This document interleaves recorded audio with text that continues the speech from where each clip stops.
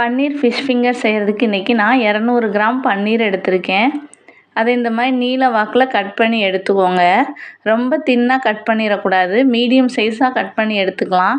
அப்போ தான் பன்னீர் உடையாமல் இருக்கும். இப்போ கட் பண்ண பன்னீரை ஒரு ஓரமாக எடுத்து வச்சுக்கலாம். இப்போ இதுக்கு ஒரு மசாலா ரெடி பண்ணிக்கலாம். 1/2 டேபிள் ஸ்பூன் மிளகாய்த்தூள், 1/2 டேபிள் ஸ்பூன் மல்லித்தூள், 1/4 டேபிள் ஸ்பூன் கரம் மசாலா, கொஞ்சமாக தூளுப்பு, 1/4 டேபிள் ஸ்பூன் அளவு மஞ்சள் தூள் சேர்த்துக்கலாம்.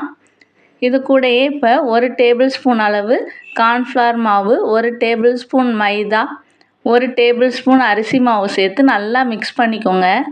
இதோட கொஞ்சமாக தண்ணி சேர்த்து பேஸ்ட்டாக ரெடி பண்ணி எடுத்துக்கலாம். ரொம்ப தண்ணி சேர்த்துடக்கூடாது.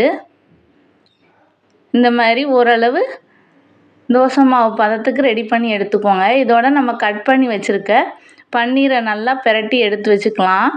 இது ஒரு 20 நிமிஷம் அப்படியே ஊற வச்சு எடுத்துக்கோங்க. இப்போ மசாலா எல்லாமே பன்னீரோட ஒட்டுற மாதிரி மிக்ஸ் பண்ணி எடுத்துக்கலாம்.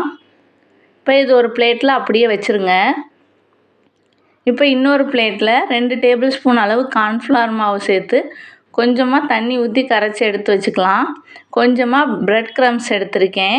இப்போ நம்ம ரெடி பண்ணி வச்சுருக்க பன்னீரை கார்ன்ஃப்ளவர் மிக்ஸில் டிப் பண்ணி எடுத்துட்டு அதுக்கப்புறமா பிரெட் க்ரம்ஸ்லேயும் டிப் பண்ணி எடுத்து சூடான எண்ணெயில் பொரித்து எடுத்தால் நம்மளோட பன்னீர் ஃபிஷ் ஃபிங்கர் சூப்பராக ரெடி ஆகிடும்.